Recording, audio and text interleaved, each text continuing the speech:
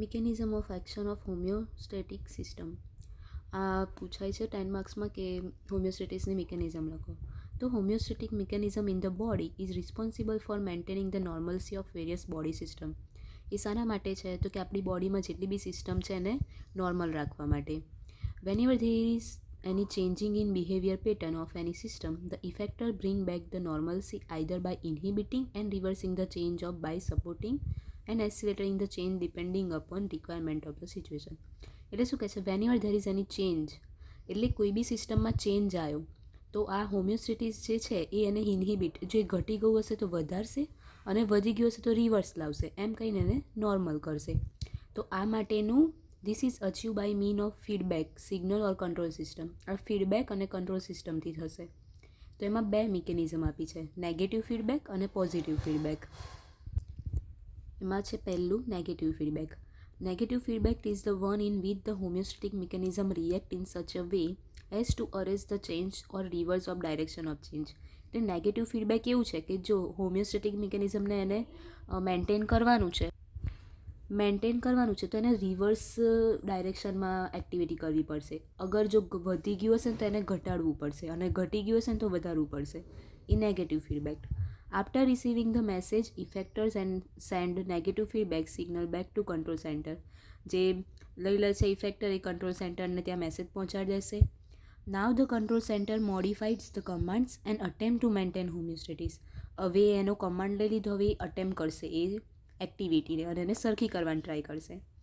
Many homeostatic mechanism in the body function through negative feedback. આપણી બોડીમાં negative feedback વધારે ચાલે છે કમ્પેરિઝન પોઝિટિવ ફીડબેકમાં. એક્ઝામ્પલ ઓફ નેગેટિવ ફીડબેક, હવે એના એક્ઝામ્પલ સમજાવવાના છે. તો પહેલું છે regulation of secretion of many hormones અને regulation of water balance in body. બે એક્ઝામ્પલ છે. એક તો હોર્મોનના સિક્રેશનને રેગ્યુલેશન કરવું અને વોટર બેલેન્સને રેગ્યુલેટ કરવું. તેમાં પહેલું આપણે સમજીએ કે હોર્મોન્સના સિક્રેશનને કેમનું રેગ્યુલેટ કરે છે. For example, thyroid stimulating hormone TSH hormone છે release from pituitary gland. Pituitary ગ્લેન્ડમાંથી રિલીઝ થાય છે. એ શું કરશે? થાઇરોઇડ સ્ટિમ્યુલેટ, એટલે નામ પરથી જ એ થાઇરોઇડને સ્ટિમ્યુલેટ કરશે. શાના માટે? તો કે થાઇરોક્સિન સિક્રેટ કરવા માટે. આ સમજાયું કે TSH નામનો હોર્મોન છે થાઇરોઇડ સ્ટિમ્યુલેટિંગ, એ શામાંથી રિલીઝ થાય છે? તો કે પિટ્યુટરી ગ્લેન્ડમાંથી. એ શું કરશે? નામ પરથી જ, તો કે થાઇરોઇડને સ્ટિમ્યુલેટ કરશે. શાના માટે? તો કે થાઇરોક્સિન રિલીઝ કરવા. When thyroxine level increase in blood, જો હવે અહીંયા ચાર્ટમાં સમજીએ કે નોર્મલ લેવલ ઓફ થાઇરોક્સિન છે, બરાબર, કંઈ થયું નથી. બટ હવે બ્લડમાં જો થાઇરોક્સિન વધી જશે, એનું સિક્રેશન વધી જશે, તો એ CSHને બી ઇન્હિબિટ કરી દેશે. કે TSH ઇન્હિબિટ થશે એટલે એક્ટિવ થઈ જશે. કે TSHને ખબર પડી જશે કે અહીંયા થાઇરોક્સિનનું સિક્રેશન વધી ગયું છે, એટલે TSH શું કરશે? Decrease secretion of thyroxine. TSH જ થાઇરોઇડને સ્ટિમ્યુલેટ કરે છે, તો એને કહેશે કે તું હવે એ તારું હોર્મોન રિલીઝ કરવાનું ઓછું કર, એટલે એ થાઇરોક્સિન ઓછું કરશે, ડિક્રીઝ, એટલે પછી નોર્મલ લેવલ થઈ જશે થાઇરોક્સિનનો.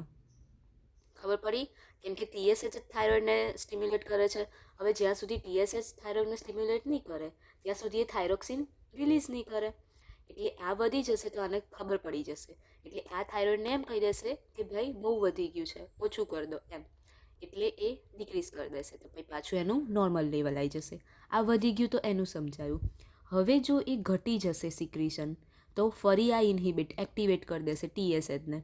TSHને ખબર પડી કે અહીંયા તો ઘટી ગયું છે, તો હવે એ થાઇરોઇડને એવું કહેશે કે હવે અહીંયા સિક્રેશન ઘટી ગયું છે, વધારો એમ જરૂર છે, એટલે એ હવે સિક્રેશન થાઇરોક્સિનનું વધારશે. એના લીધે પાછું નોર્મલ લેવલ થાઇરોક્સિનનું આવી જશે. તો આ થયો નેગેટિવ ફીડબેક.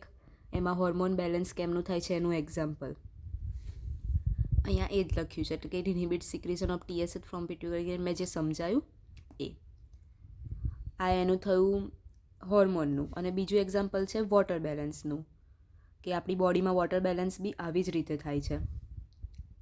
અહીંયા જ છે when thyroxine level increase in blood inhibit secretion of TSH. હા, એટલે secretion of thyroxine from thyroid gland ઘટી જશે, એના લીધે પાછું એ નોર્મલ લેવલમાં આવી જશે.